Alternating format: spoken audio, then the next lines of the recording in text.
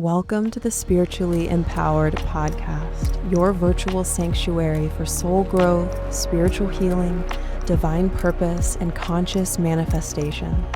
Together we'll explore mysticism and magic, Buddhist and yogic teachings for inner liberation, shamanic energy medicine, psychic development, and tools to wield your power and protect your energy during this time of global awakening.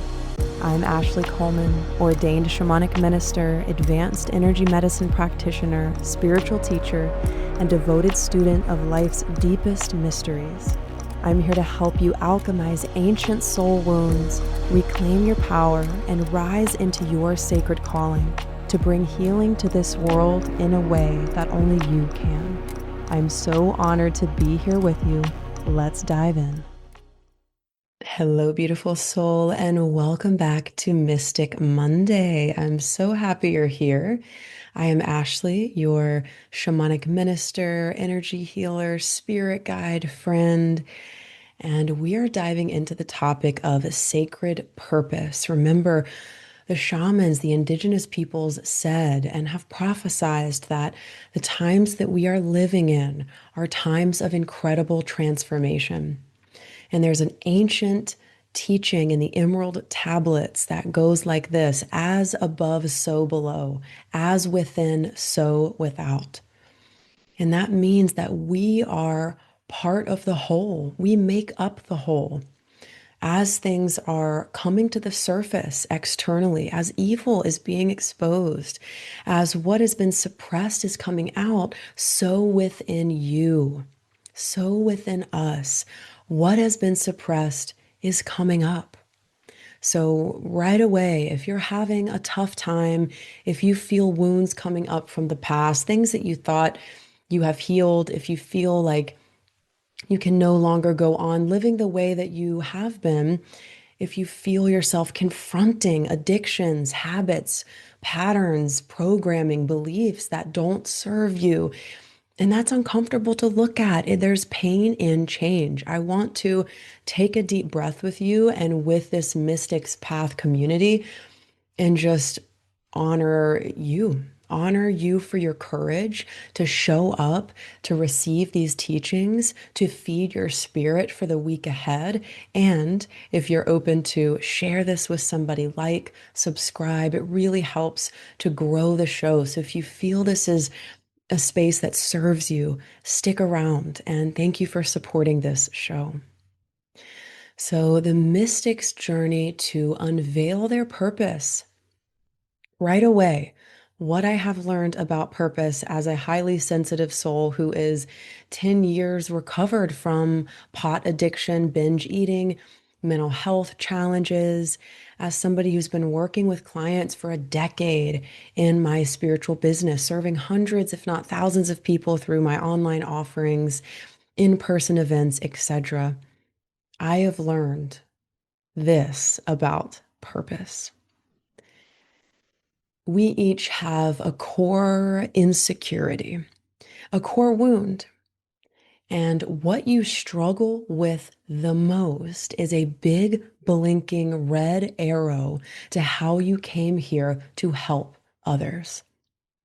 In working in the field of addiction and recovery for around 6 years now, most, if not all, the people that are working there have recovered from addiction and have found incredible fulfillment in the calling to serve other people. So what you have and are walking through is your purpose, what you struggle with the most.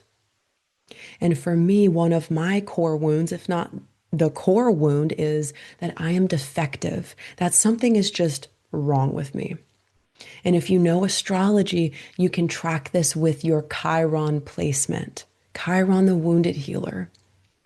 The core insecurity that is meant, that is coded, that is destined to become your superpower. Your purpose is not your career. It's not what you do. It's who you are. It's who you allow people to be in your presence. It's the way you leave a room that you've been in.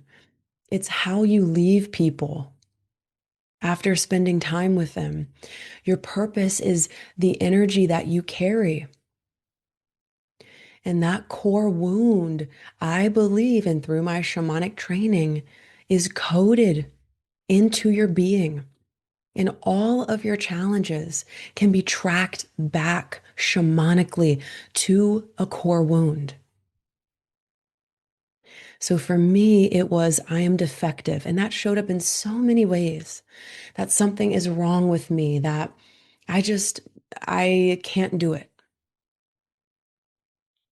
And so my medicine is born through resolving that wound in myself by going on this epic shamanic quest to meet the boogeyman, so to speak, to meet, to confront. That's a key word this week, to confront that which I was running from.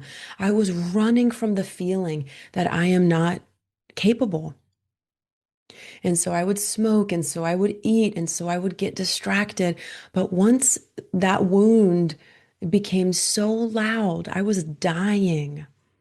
I had to stop and look at it. And once I look at it, the inner boogeyman is always the inner child. The inner child that felt like they weren't worthy of love. They weren't deserving of acceptance. So your inner child and your core wound are the keys to your purpose, which is who you become through the alchemy of turning that core wound into its opposite. On earth, we experience contrast. So, what is the opposite of feeling defective? Feeling chosen, feeling significant to myself, feeling like I have a place here, even though I feel different. I just got back from a family reunion and I feel different. I feel different than the people around me, and my amazing partner is the same, feels different. And on my path of meeting and confronting that wound and then turning it into its opposite, to heal means to experience the opposite, to turn loneliness into connection, to turn the feeling of being unlovable into worthiness. And the mystic's power, the empath's power, is through the divine.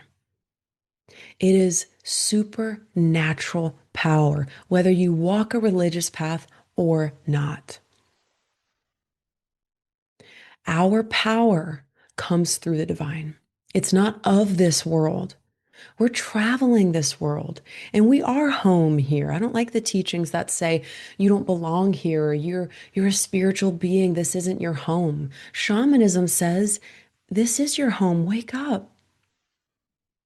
Yes, we're traveling, and yes, this is home right now, at least, with the trees and the butterflies and the snakes and the jaguars. Hopefully, we don't confront those things in the wild. But I think you are picking up what I'm putting down. This is our home, even if it's temporary. The mystic's power awakens through our submission to the divine. Because our plan of our purpose and our career path is not usually, if ever, what the higher calling is. I knew that I was always going to help people. I knew it. And I thought the only way to help people was to get a psychology degree. So I did. And I was considering graduate school. And I remember I graduated from college and made a 4.0 and went from failing out of a community college to having a spiritual awakening to getting sober to graduating with a psychology degree, a minor in religious studies, and a focus in psychology and addiction studies. And I remember looking at all of my options, wanting so deeply to help people, wanting so deeply to live my purpose, wanting so deeply to actualize my God-given gifts. And my sister asked me a really beautiful question. She said, Ashley, because I was confused, where do I go from here? Here's this trajectory of society, the conveyor belt. You do this, you do this, you do this, you do this. That's not how I was raised. My father taught me to question authority, question everything. Don't follow the crowd. This is the place for you if you are not built to follow the crowd. So my sister asked me, Ashley, when you're on your deathbed, what do you want to have mastered in your life? And it struck me in that moment that I don't want to master psychology. I want to master soul evolution. I want to help people evolve and heal at a level of soul. And then all the cards aligned for me, and I signed up for a shamanic medicine training. And now my life path has led me to become an interfaith minister, to be in seminary school, to study Islam, to study Sufism, to study Christianity, to study the Kabbalah, to study the Eastern traditions, of which I specialize in. Taoism, Buddhism, Hinduism. I have so much love for the Eastern thought. And I have, even to this day, sometimes feel like I should just pick a religion or pick a path or just fall into a structure that's already here. But over and over again, I come back to my greatest love and this deeper inner calling beyond what I think I should do. And that is to create new structures for the planet. So if you are a soul like me, even if you have a 9 to 5 or are a part of a religion, you are meant to do something different. And when you do something different, you confront resistance. Is it safe? Is it safe for me to start a ministry? Is it safe for me to do a different thing? To create my own ministry that's not based in a religion, but it's interfaith. And there's always that pull as a seeker, an empath, a mystic. There's always that pull to do something different. And if you know what's ahead of you, you're on somebody else's path. My shamanic teacher would say, embrace the unknown. That is destiny. That is when you have to lean on God, Great Spirit, Yeshua, whatever you call it. If you know what's ahead of you, you're on somebody else's trajectory. That's not our role. Our role is to build something new, to be a part of something new, and to turn that wound into wisdom and that pain into purpose. So I have been on fire with purpose since I could remember. And I knew that I am supposed to help people. And that has taken so many different forms. I was a yoga teacher. I worked in recovery, coaching, nannying, loving children. There's so many ways that I've expressed that. And another element of this soul type is that there's always something more. There's always a new expression of your calling, and that is revealed through your healing journey. So, what is the core insecurity for you? That's my task for you this week, is to shamanically track, what is it underneath all your aggravations, all your triggers? Track your triggers. What is it that your inner child is feeling? Name it. Paint a picture around it. And that is your purpose, not to live in the wound, but to use the power of collective healing. Use the power of divine miracles. We're in the age of the quickening. Your prayer is so powerful. Use all of the resources that are here to embody the opposite of your core wound. So if my core wound is I feel defective, then I'm going to talk to the part of me that decided that. Where did this come from? How does it feel? And how can I create a resolve first with myself and then go out and serve others? Because you are the medicine. It's not what you say. It's not what you wear. It's not what you do. It's not where you go. It is your essence, your energy, what you have resolved in your soul. So track the core wound. If you have a trigger, track it. Why is it so bad? Why is it so bad? Why is that? Get all the way close, close, close. Usually, our core wounds are, if not the most common one, is I feel unworthy. And if you can help someone feel worthy, you will heal yourself. Not because you're trying to heal yourself through others, but because you are using that sensitivity to serve others. Because it's like, I feel you. You ever had somebody share their challenges with you and you just start crying? And you're like, I feel you. You are bringing light to the wound. I want to read a poem from this amazing book. I just got it. It says, Rumi, the Book of Love, the Sufi mystic Rumi. The deeper the grief, the more radiant the love. Lovers' tears are the true wealth. In other words, as Rumi also says, the wound is where the light enters you. That core insecurity is what you were born to liberate in yourself and in others.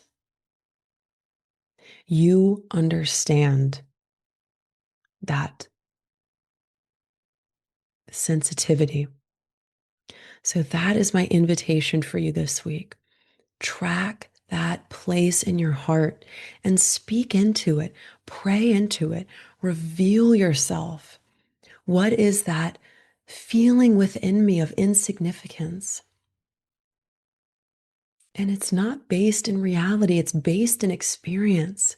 The truth of your being is that you are significant, not because you did anything externally. That's the lie that we're sold. It's because you exist. But it's not enough to say it. We have to go on the quest of healing and bring the wisdom through. Bring wisdom to the world based on your alchemy. The wound is where the light enters you. Grief opens the door to God's love because you finally open and surrender, and divine grace requires openness. And that's the place through which you receive divine inspiration to spread that message with the world, to serve others. And mystics and healers and empaths are artists. So, what is your art? Do you love to speak? Do you love to sing? Do you love to play drums or dance? How does the divine essence touch the world through you? What do you get lost in time doing? What is it that makes you feel so alive? That is your purpose. And it's what the world not only wants from you, but it needs from you. And to the person listening to this that might be thinking, I don't feel like people are going to listen to me. I don't feel like my message is important. I used to feel that way. And I have been on a journey of resolving that in myself and of being seen anyway. You cannot help people if you aren't willing to be seen. And what draws people in is your humanity. In this age of the internet and AI, what is the real magnet is reality, is truth, is raw vulnerability and humanity. So being seen is a really important part here. And that is the deeper journey of expression, of writing, singing, and dancing. The greatest way to alchemize a core wound is to turn it into art, to turn it into something beautiful, because in that depth of grief, of pain, of confusion, that is where God is trying to reach you. That is what you know and what you understand. And that is what you are coded to help others heal.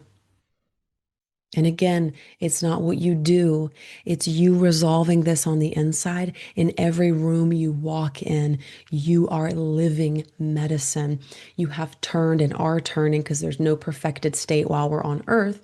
You are in that journey of turning your deepest insecurity into your greatest superpower. And I would love for you to journal. If your deepest insecurity is, I'm too sensitive, I don't belong, I can't do this, what are all the reasons why that is your God-given gift? Why is that so important? Why were you made that way? If you've struggled with addiction for a long time, that was supposed to happen.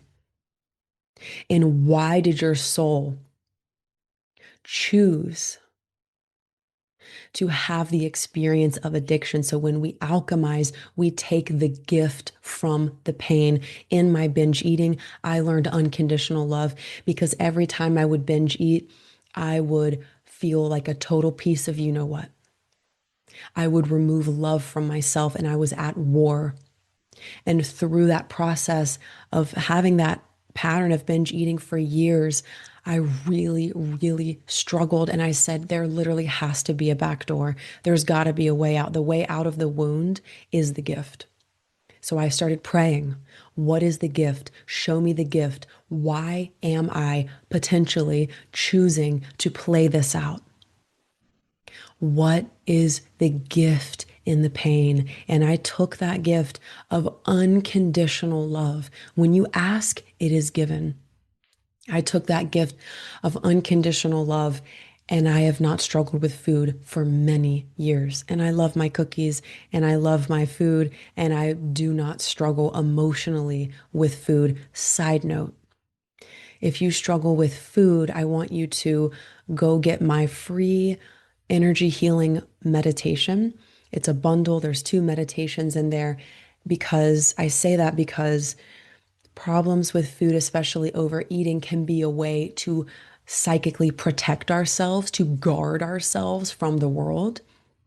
So we put on weight, we eat. That's the root chakra that's connected to safety, because we don't feel energetically secure. We don't have the skills yet. And so often people use food to psychically protect from having the world bombard them, because they're very sensitive. So I also made that connection.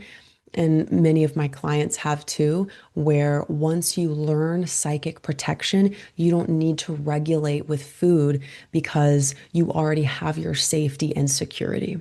And I teach you exactly how to do that in this free bundle. So go grab that, whether you struggle with food or not. Maybe it's TV, maybe it's shopping, maybe it's the internet, right? We all have things that we overdo, right? And we're doing that often to regulate. So when you set your energetic protection, you are practicing what Christ taught. You aren't just waiting for somebody to save you, but you're actually practicing God's power in real time. You are being an active participant in the spiritual warfare that's happening, if you want to use those words. In this spiritual realm, you are practicing your power versus just waking up and living life. I couldn't do that anymore. I needed to train my spiritual gifts so I can actually be the light that I came here to be in the world, and not just a broken empath. So this is the journey from pain to purpose, from the wounded empath to the wise person, from the wounded empath. Let me know yours below. What is the journey from the wounded empath to the wise soul, from the wounded empath to the empowered mystic? Let me know yours below. Maybe it's different than mine. Let's share those. That'd be fun. So a couple fun assignments for you this week. Track the core wound, pray into it, ask for the gift to be revealed. Show me the gift. What is the gift that my soul could not have gotten any other way? There's a gift in the pain. There's a gift in the addiction. There's a gift in the depression. What is it showing you? And no need to rush. Sometimes our soul wants us to play something out for a certain amount of time, and then we experience miraculous healing. So try not to battle. See where you can surrender and submit to the higher plan at play. You may be fighting and trying to get out of something and turn it into wisdom. And just remember, there's a divine timing. And to be an active participant is to practice your spiritual powers, which is shielding your energy, using your commands, your voice, your prayer, to bring healing into your body, into your life, into your heart, and to express, to write a story, to write a song, to write a piece of art. That's another fun assignment. Create something beautiful and raw from the most tender place within you. You can share it or not. I would love to see it, read it, or listen to it if you want to share it with me. Because what you have is gold. And this is the journey of the philosopher's stone, of the alchemical marriage, turning the lead of insecurities, of challenges, of wounding into the gold of spiritual enlightenment. This is a place on earth of contrast, and your wound is being turned into wisdom right now. You will soon move on. You will soon receive your healing. It's happening right now, and you will be a voice for others who are struggling with something similar, and they will message you. This podcast changed my life. I loved this thing that you did. You are a voice and a presence of healing, and you are the medicine. I love you. I'll see you next week. Thank you so much for tuning in today. If you loved this episode, share it with somebody who you really feel would benefit from this message. I'm sending you lots of love, and I'll see you in the next episode.